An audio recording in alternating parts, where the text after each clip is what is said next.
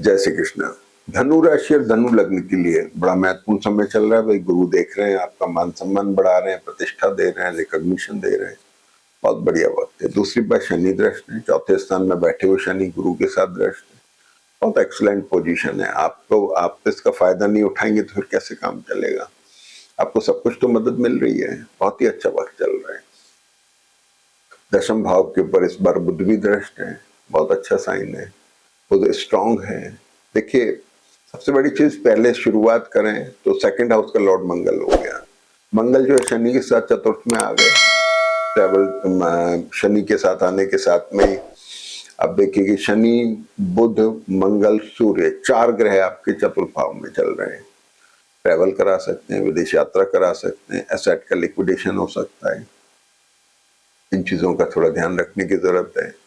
Parents की health का ध्यान रखना है। ये जो क्लस्टर है स्टार्स का, वो 10th हाउस पे दृष्ट है।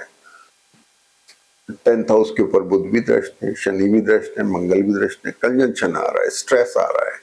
तो जकड़न जो आ रही है वो बेसिकली काम की हो सकती है, वर्कलोड हो सकता है, किसी और वजह से हो सकती है। तो थोड़ा सा ध्यान रखने का है, थोड़ा संभल करके वक्त निकालने की जरूरत है। कमर से कंधे के बीच में दर्द भी हो सकता है, स्पाइन में पेन हो सकता है। मंगल बुध hernia, appendix, stone, arthritis, sugar, thyroid, blood pressure low होना, न्यूरोलॉजिकल प्रॉब्लम, नर्वस सिस्टम की प्रॉब्लम, जिन लोगों को भी रहती है उनको थोड़ा ध्यान रखने की जरूरत है। केयरफुल रहने की जरूरत है। शरीर में दर्द वर्द हो सकते हैं, साइटिका टाइप पेन हो सकता है। स्पाउस की हेल्थ का भी ध्यान रखना है, ध्यान रखने की जरूरत है, क्योंकि मंगल की दृष्टि गुरु के ऊपर भी है, जो बहुत जरूरी है और उसका समय ध्यान रखने की बहुत जरूरत है। तो ये पोजीशन आपकी इस समय चल रही है, लेकिन गुरु आपकी मदद कर रहे हैं। जब गुरु केंद्र में है, लग्न पे दृष्ट है, तो कई चीजों की समस्याएं दूर हो रही है। लेकिन भाई स्पाउस, मैरिटल बिजनेस रिलेशनशिप, आपका बिजनेस, आपका कारोबार, नौकरी, ये थोड़ा स्ट्रेस में जा सकते हैं। तो इनके लिए अपने को एहतियात बरतनी है। जिनकी जन्मपत्री स्ट्रांग है इनके लिए बेटर है। उन जो जिनकी जन्मपत्री वीक मोड में है वो थोड़ा सा संभल के वक्त निकाल लें। सेकंड लॉर्ड मंगल हो गया, शनि के साथ में है। यहां पर तो स्ट्रेस में है, लेकिन ध्यान रखने की बात यह है कि 15 से 17 के बीच में चंद्रमा मीन में आएंगे बुध के साथ में। तो सडन गेन और सडन लॉस का कॉम्बिनेशन है। डिटैचमेंट करा सकते हैं। पेरेंट्स की हेल्थ, लोकेशन से डिटैच होना और एसेट का लिक्विडेशन होना और सडन गेन और सडन लॉस मनी, कमर का दर्द होना, कोई इस तरह की इंजरी या सर्जरी का कारक होना, इन चीजों के लिए इस चीज का विशेष ध्यान रखने की जरूरत है। तो खास तौर पे जो सडन गेन सडन लॉस वाली पोजीशन जो है वो मंगल और शनि की वजह से है। दोनों ही साथ हैं, बुध भी वही है, चंद्रमा भी वही है। एकदम से कुछ भी ऐसी चीज हो तो थोड़ा केयरफुल रहने की जरूरत है।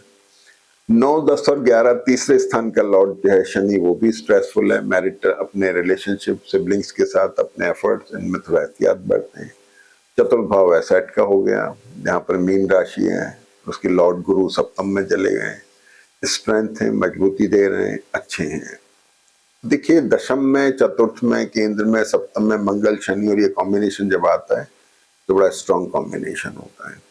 लेकिन इसके डिपेंड करता है, बहुत क्लोज आ रहा है। क्लोज आने से ये सब प्रॉब्लम्स हो सकती है जो मैंने आपको बताई है। हर इंसान के ऊपर अलग अलग असर आते हैं। तो ये बात होगी। 5वीं राशि जो है मेष राशि हुई। मंगल है, मंगल अपने से, मंगल वहां शुक्र चल रहे हैं, शुक्र अच्छे हैं, मेष राशि के हैं। लेकिन 13 से 16 तारीख के बीच में भरणी नक्षत्र में है। महत्वपूर्ण निर्णय लेने से बचना है, गलत निर्णय ना हो जाए। इसके बाद में छठा भाव जो है आपका शुक्र का हुआ, तो 6th लॉर्ड जब 5th में आ गया तो भाई थोड़ा डिसीजन मेकिंग में ध्यान रखने की जरूरत है। वो भी भरणी नक्षत्र में है।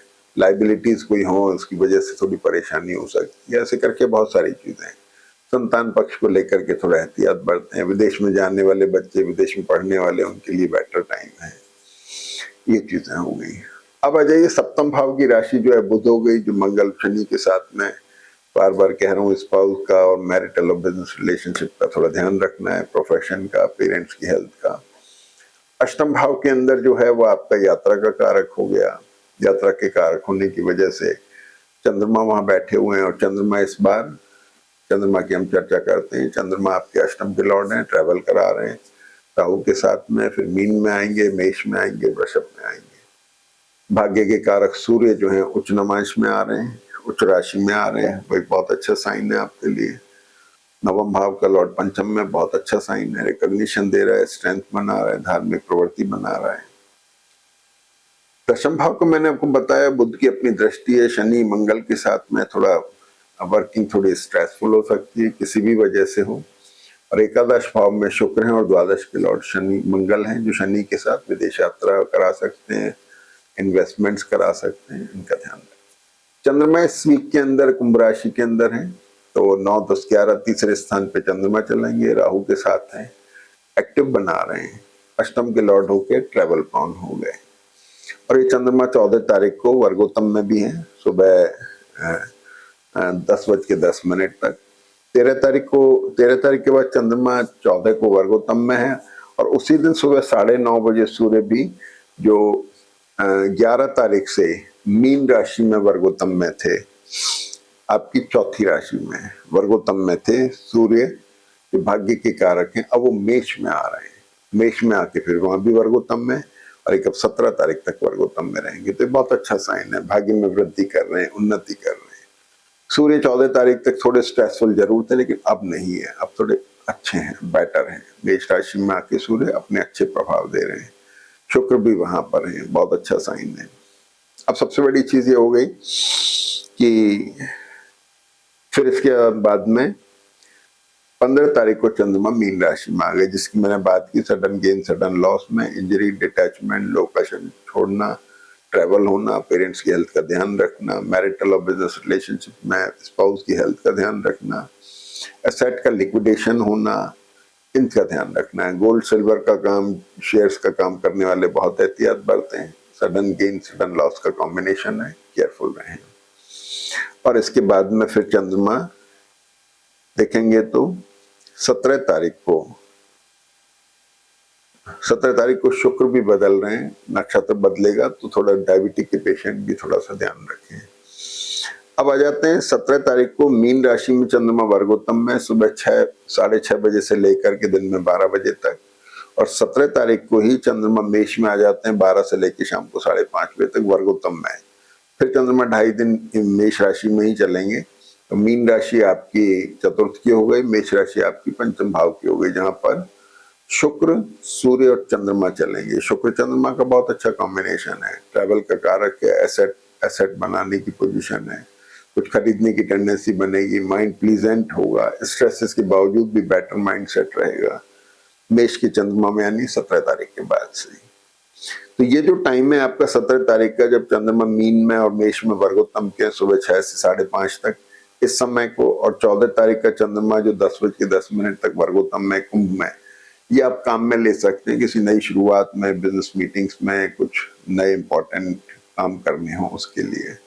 लेकिन 18 तारीख का ध्यान रखना है, चंद्रमा भरणी नक्षत्र में है, अनस्टेबल है, अनिश्चितता है, केयरफुल रहें, महत्वपूर्ण निर्णय लेने से बचें। 19 तारीख को चंद्रमा वृषभ में आ जाते हैं, और 19 तारीख को ही शुक्र भी वृषभ में आ जाते हैं, तो चंद्रमा आपके 6ठे भाव में आ गए, शुक्र भी वहां आ गए, स्वग्रही हैं, सूर्य मेष में ही चल रहे हैं। चंद्रमा शुक्र का 6ठा होना है, थोड़ा डिसएग्रीमेंट बता सकता है, ट्रैवल प्रोन हो सकता है, थोड़ा सा ध्यान रखें। बाकी वक्त अच्छा है, संभल के चलें, स्वास्थ्य का ध्यान रखें। जय श्री कृष्ण।